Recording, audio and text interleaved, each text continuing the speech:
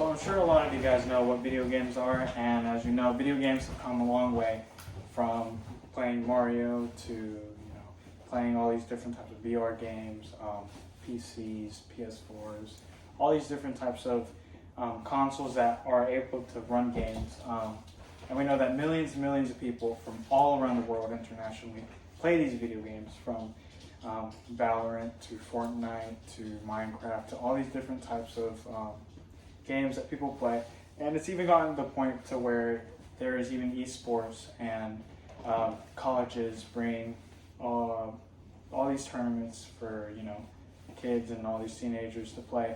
But we hear a lot of the news from like the United States that video games negatively affect children, that supposedly can cause violence, gaming disorders, addictions, weight gaining, and even to no physical activity at all, and social anxiety. But we know that a fifth of the gamers in the US are actually under 18, and I'm going to be talking about how actually it is more beneficial for young people to play video games than the negative effects.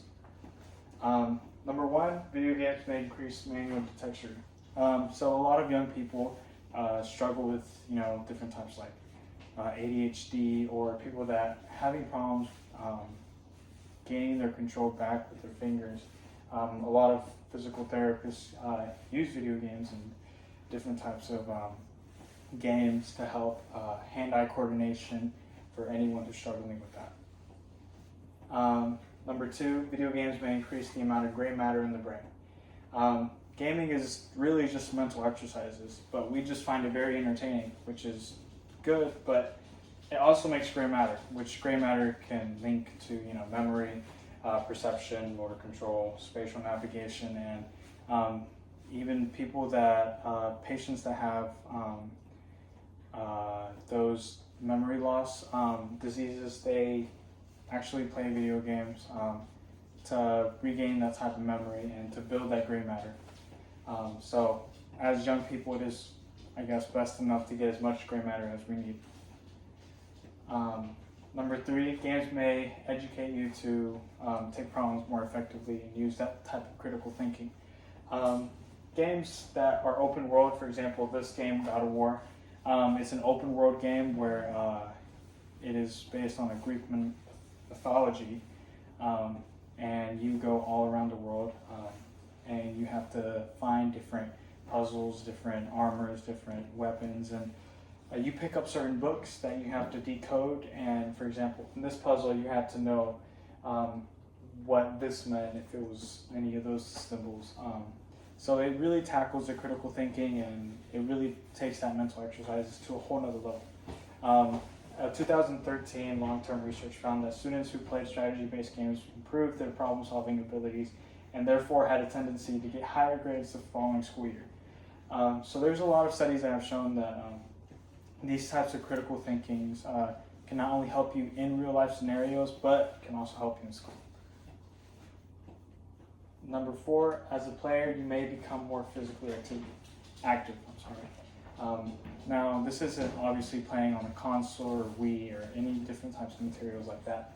This is more on the VR side, to where there's a lot of games that you can play, for example, like boxing, golf, there's Star Wars. You can do all these different activities on the VR. And so yeah, people use VR to interact from different people from all around the world, to where they can even exercise. And since COVID came around, people do these types of activities so they don't have to go outside, which is honestly great, because you can play your games physically, and they can help that. Video games may be beneficial to the mental health. This is a graph, and it just talks about the positives and the negatives. But studies have shown that some video games may improve mood and heart rate, suggesting that they may potentially reduce stress. Numerous unrelated research have shown a link between video games and stress, which is why video games have been employed in treatment for over a decade. So back to people that have ADHD, this can really help them out if they're really stressing out.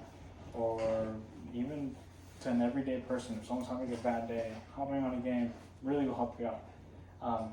But the same way goes to anything. This can be used for bad. And if you're not using it moderately, and if you're not taking account of how many hours you're playing in a game, and you realize that it's just useless for you, then you shouldn't be wasting your time on this. If this is actually benefiting you, then I think it's a great way to use video games for good and not have that negative output and being a bad example. So we can, make this seem more of a good thing than a bad thing. So, thank you.